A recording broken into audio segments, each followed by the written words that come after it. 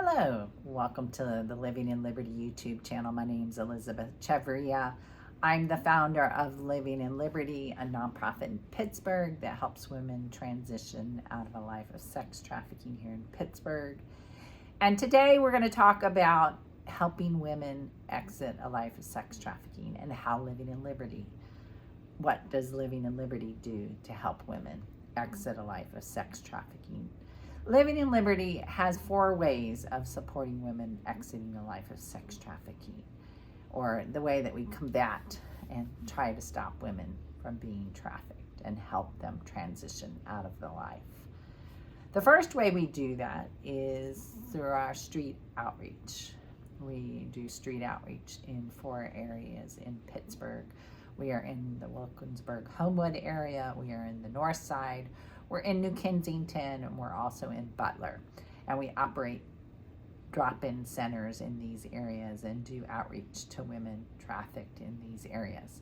A drop-in center is where women can come in, they can get a hot meal, they can do their laundry, they can take a shower. It's really about building relationship with our women. We give them personal care items, and we are able to do crafts and art therapy. It's really about loving them and supporting them where they're at. At this time, they're still active in the life. Addiction is almost always a part of their story. So addiction to heroin, meth, or drugs, or trank, whatever is popular in the street at the moment. And so when they come in, they may be under the influence. We have a small list of rules of things they can't do while they're in the center, but they may be high when they come in. But it's really about building relationship with them and loving them where they're at. And so that at the time they're ready to make the decision to exit, we can walk alongside them. So whether it's connecting them to housing or rehab, or just supporting them with a crisis that they're in the moment, we're building relationship with them. The second way that we help is through awareness and prevention. We will go to speak to anybody that will invite us. Prevention is key. I always share the story about my daughter who was approached by a trafficker when she was 18. And at that time, we were traveling across the state of Pennsylvania from Pittsburgh to New York. We had stopped on the other side of State College at a gas station. It was my husband, my daughter, and I. We were on the other, it was one of those gas stations where it's on the outside of the building at the end. And my husband stayed pumping gas. My daughter and I went to use the restroom. I went in first. She stood outside. A man approached her and said, "Oh, you're so beautiful. Have you ever thought of being a model?" Well, no one's recruiting. It was 2 a.m. I forgot to mention that, in the middle of the night. We were not necessarily dressed in any fancy clothing. We were in sweats. We were expecting to go to our destination, to jump into the hotel bed to go to sleep. And so we weren't looking our best. And he said, "Oh, you're so beautiful. Have you ever thought of being a model?" And he continued to chat her up. She was 18. What young girl doesn't want to be thought of as model material?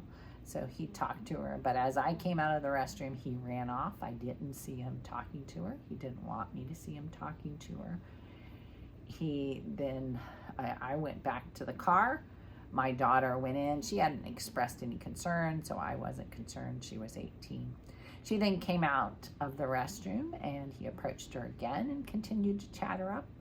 He then gave her a handwritten piece of paper with the name of a made-up modeling agency and a phone number on it, and said, "Call me quickly." And I think that was for 2 reasons. One reason is, of course, he wanted to get her engaged in trafficking sooner rather than later. Another is because he probably had a burn phone, a phone that's not good for very long. So he wanted her to call before that phone number wasn't good anymore. And so he left. She went back to the car. She told us what happened, and I then reported it to law enforcement. But it's because of this continual talking, prevention work that I had done with her to make her aware of the tactics traffickers use, that she was aware of what had occurred. And so awareness and prevention is key in stopping trafficking. You know, the FBI would have said when I started this work that they didn't have many cases of trafficking being reported. And of course it wasn't because trafficking wasn't happening. It's because people weren't aware of the red flags and what constitutes trafficking to be able to report anything. And so now it's being reported on a regular basis, and so the FBI has more cases than it can handle.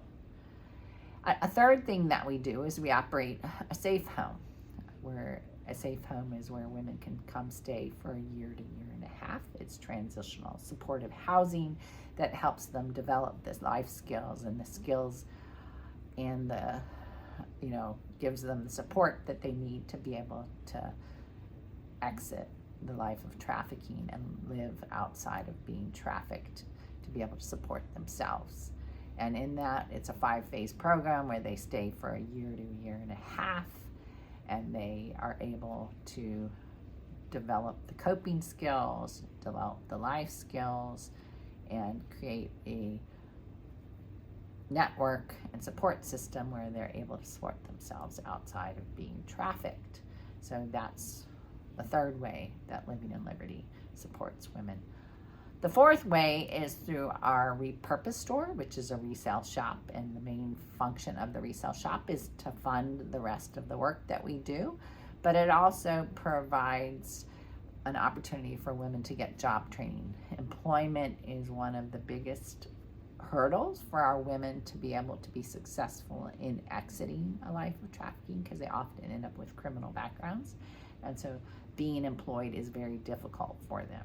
So the store affords them the opportunity to be employed and gain the skills, not just job skills per se, but the skills to be a good employee, about communication, showing up on time, how to be a good employee.